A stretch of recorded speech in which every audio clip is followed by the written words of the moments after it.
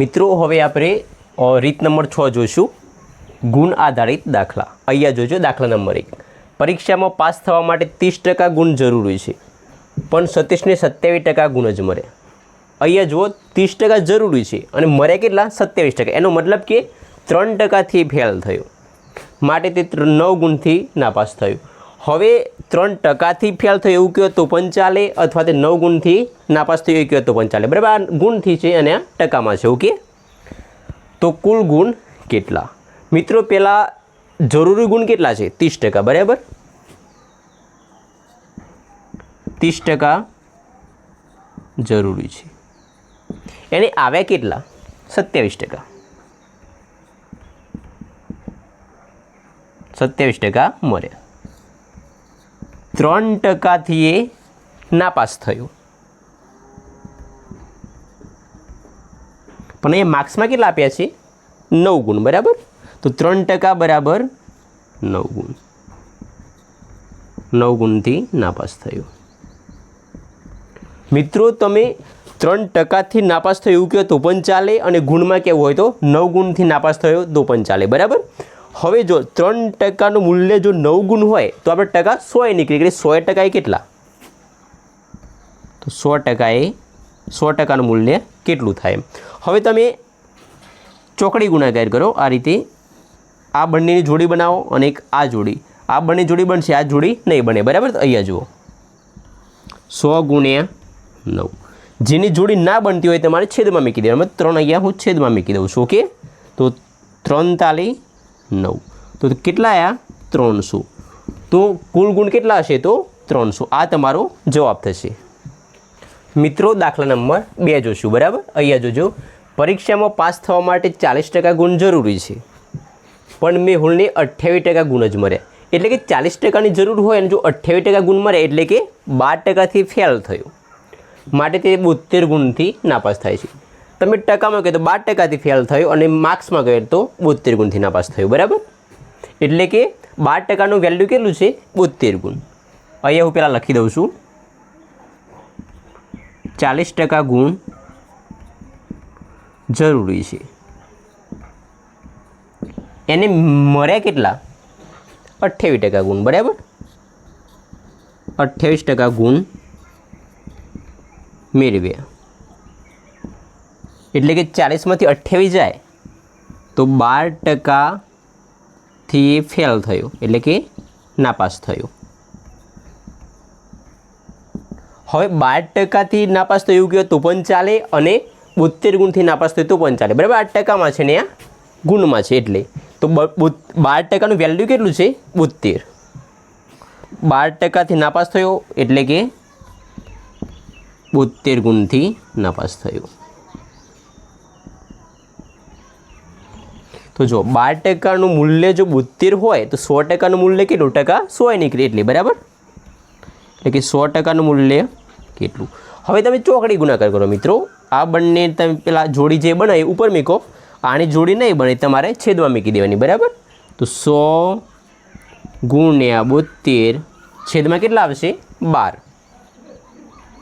તો 12 છગ 72 અને 100 ગુણ્યા 6 તો અહીંયા આવશે 600. તો કુલ ગુણ કેટલા છે મિત્રો? કુલ ગુણ બરાબર 600 માર્ક્સ. બરાબર, મિત્રો દાખલા નંબર 3 જોશું. બરાબર, અહીંયા જોજો. પરીક્ષામાં પાસ થવા માટે 35% ગુણ જરૂરી છે, પણ કિરણને 26% ગુણ જ મળ્યા. પરીક્ષા જો 500 ગુણની હોય તો કેટલા ગુણથી કિરણ નાપાસ થાય? મિત્રો આમાં જો 35% ગુણ જરૂરી હોય અને આયા કેટલા? એને 26%, એટલે કે 9%થી ફેલ થયો. અહીંયા હું લખી દઉં છું, 35% ગુણ જરૂરી છે. એને મેળવ્યા કેટલા મિત્રો? કિરણે 26%, ઓછા 26% ગુણ એને મેળવ્યા. એટલે કે 35માંથી 26 જાય મિત્રો તો 9%થી ફેલ થાય છે. 9%થી ફેલ એટલે કે નાપાસ થાય છે. બરાબર, નાપાસ થાય છે. એટલે કે તમારે અહીંયા જુઓ 100%માંથી 9% એ ફેલ થાય છે. અહીંયા હું લખી દઉં છું, 100%માંથી 9% એ નાપાસ થાય છે. તો મિત્રો કુલ ગુણ કેટલા છે 500, તો 500 ગુણમાંથી કેટલાય ફેલ થાય એટલે કે નાપાસ થાય, બરાબર. 500માંથી કેટલાય ફેલ થાય એટલે કે 100%નું મૂલ્ય જો 9% હોય તો 500નું મૂલ્ય કેટલું થાય. મિત્રો આમાં ત્રિરાશિમાં શું કરવાનું છે, જોડી બની તમારે અંશમાં મૂકી દેવાની અને આ સંખ્યા છે એ છેદમાં આવશે. ઓકે, અહીંયા હું લખી દઉં છું, અહીંયા જોજો 500 ગુણ્યા 9 છેદમાં તમારે આવશે 100. એક આ જીરો જશે, આ જીરો, આ જીરો ને એક આ જીરો જશે, બરાબર. તો 9 પંચું 45 એટલે કે 45 ગુણથી એ નાપાસ થાય છે. અને ટકામાં કેવું હોય તો 9%થી નાપાસ થાય છે.